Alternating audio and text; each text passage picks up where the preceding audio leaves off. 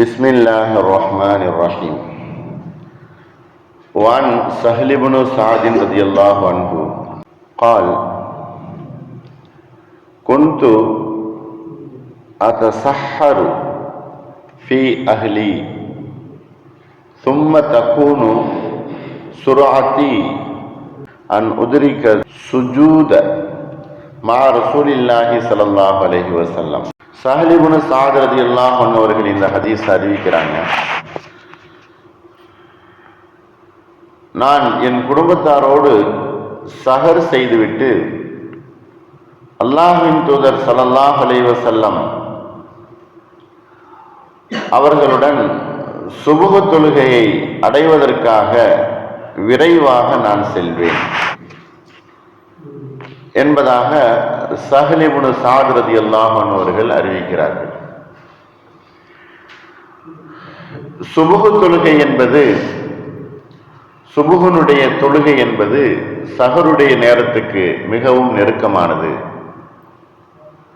சஹருடைய நேரமும் சுபுஹனுடைய தொழுகையும் மிகவும் நெருக்கமானதாக இருக்கணும் என்பதைத்தான் இந்த ஹதீஸ்ல சஹல் இப்னு சஅத் ரலியல்லாஹு அன்ஹு அவர்கள் கூறுகிறார்கள்.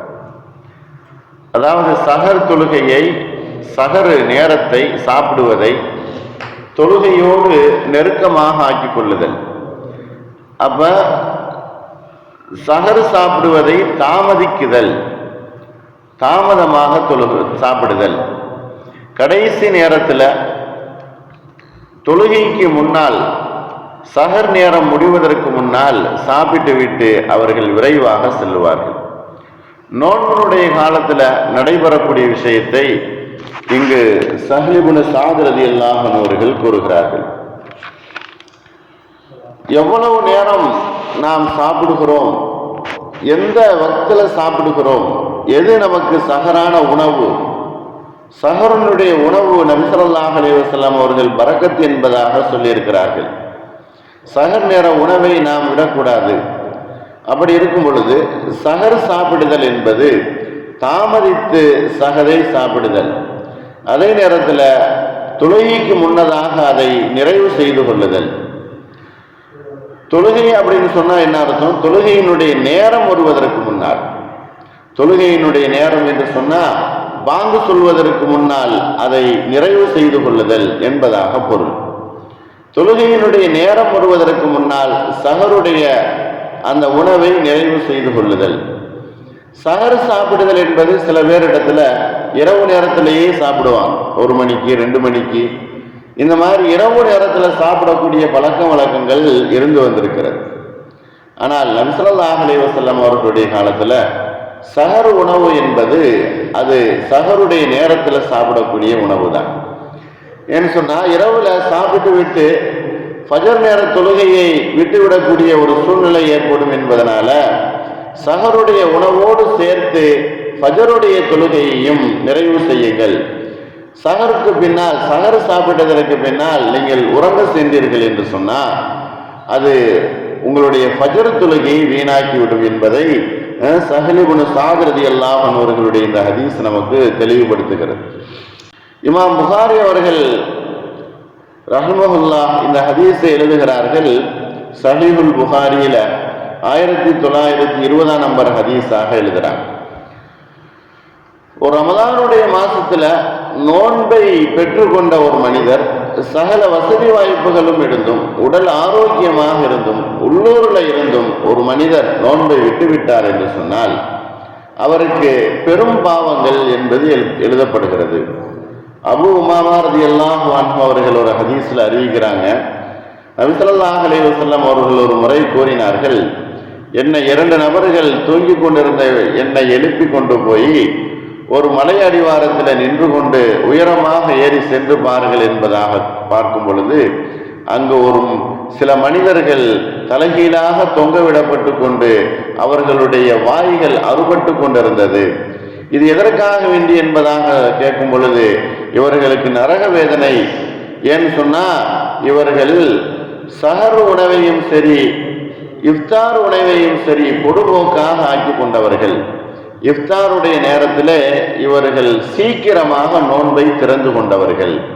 இஃப்தாருடைய நேரத்தில் நேரம் வருவதற்கு முன்னால் இவர்கள் தங்களுடைய நோன்புகளை முறித்து கொள்வார்கள். ஆகையினால் அவர்களுக்கு இந்த தண்டனை என்பதாக நபி ஸல்லல்லாஹு அலைஹி வஸல்லம் அவர்களிடத்தில் சொல்லப்பட்டது.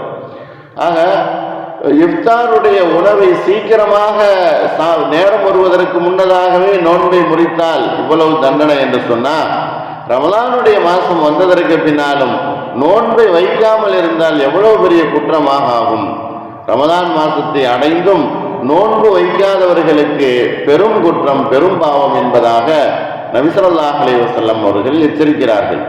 ஏனென்றால் அல்லாஹ் திருமறையில யா அய்யுஹல்லதீன ஆமனூ குதிப அலைக்குமுஸ் ஸியாமு கமா குதிப அலல்லதீன மின் கபலிக்கும், நீங்கள் தக்வாதாரிகளாக ஆகுவதற்கும் இறையச்சம் உடையவர்களாக நீங்கள் மாறுவதற்கும் நோன்பு உங்கள் மீது கடமையாக ஆக்கப்பட்டிருக்கு. நீங்க உங்களுக்கு மட்டுமல்ல, உங்களுக்கு முந்தி உள்ள சமூகத்திற்கும் இந்த நோன்பு கடமையாக ஆக்கப்பட்டது. ஆகையினால் நீங்கள் உங்களை இறையச்சம் உடையவர்களாக, பயபக்தி உடையவர்களாக, உங்களை நீங்கள் சரி செய்துவதற்குரிய ஒரு நிலையாக, ஒரு அமலாக நோன்பை நீங்கள் ஆக்கிக் கொள்ளுங்கள். அது உங்களை சரி செய்துவிடும், உங்களை தக்குவா உடையவர்களாக ஆக்கிவிடும். இப்படித்தான் முந்தி உள்ளவர்கள் அவர்கள் தக்குவா உடையவர்களாக ஆனதற்கு காரணம் நோன்பை அவர்கள் கடைபிடித்ததனால். நோன்பு வைப்பதன் மூலமாக அல்லாஹ் நமக்கு தக்குவாவையும் இறையச்சத்தையும் கெட்ட குணங்களையும் நம்மிடத்தில் இருக்கக்கூடிய அருவருப்பான காரியங்களையும் கெட்ட குணங்களையும் கெட்ட செயல்களையும் அல்லாஹ் நம்மிடத்திலிருந்து போக்கி விடுகிறான். ரமலானுடைய மாதம் நம்மை பரிசுத்தப்படுத்தி நம்மை பாவங்களை எல்லாம் போக்கி அது நம்மை பரிசுத்தமான மனிதராக ஆக்குவதற்குரிய நிலையை ஏற்படுத்தக்கூடியதான் இந்த ரமலானுடைய நோன்பாக இருந்து கொண்டிருக்கு. சஹருடைய உணவை நாம் தாமதிப்பது, அதே நேரத்தில் இஃப்தாரை நாம் சீக்கிரம் விரைவுபடுத்தாமல் அதற்குரிய நேரத்தில் நாம் திறந்து விடுவது, இது ரமலானில் செய்யக்கூடிய முக்கியமான ஒரு விஷயமாக இருக்குது. இதைத்தான் நபி ஸல்லல்லாஹு அலைஹி வஸல்லம் அவர்கள் கூறினார்கள். சஹர் செய்வது உங்களுக்கு பரக்கத்து, அதே நேரத்தில் இஃப்தாரும் அதுவும் அது உங்களுக்கு மிகப்பெரிய துவாவினுடைய நேரமாகவும் துவா ஏற்றுக்கொள்ளக்கூடிய நேரமாகவும், உங்களுடைய எல்லா வேலைகளையும் விட்டுவிட்டு நீங்கள் துவாவில் ஈடுபட்டு விடுங்கள் இஃப்தாருடைய நேரத்தில் என்பதாக நபி ஸல்லல்லாஹு அலைஹி வஸல்லம் அவர்கள் கூறி காட்டுகிறார்கள். ரமலானுடைய மாசத்தில் முழுமையாக நோன்பு வைக்கக்கூடிய பாக்கியத்தையும் சரியாக பாவங்களை விட்டு ஒதுங்கி இருக்கக்கூடிய பாக்கியத்தையும் வல்ல ரஹ்மான் எல்லோருக்கும் தந்தால் புரிவானாக. வாஹிரு தாவானா அல்ஹம்துலில்லாஹி ரப்பில் ஆலமீன். அஸ்ஸலாமு அலைக்கும் வரஹ்மத்துல்லாஹி வபரகாத்துஹு.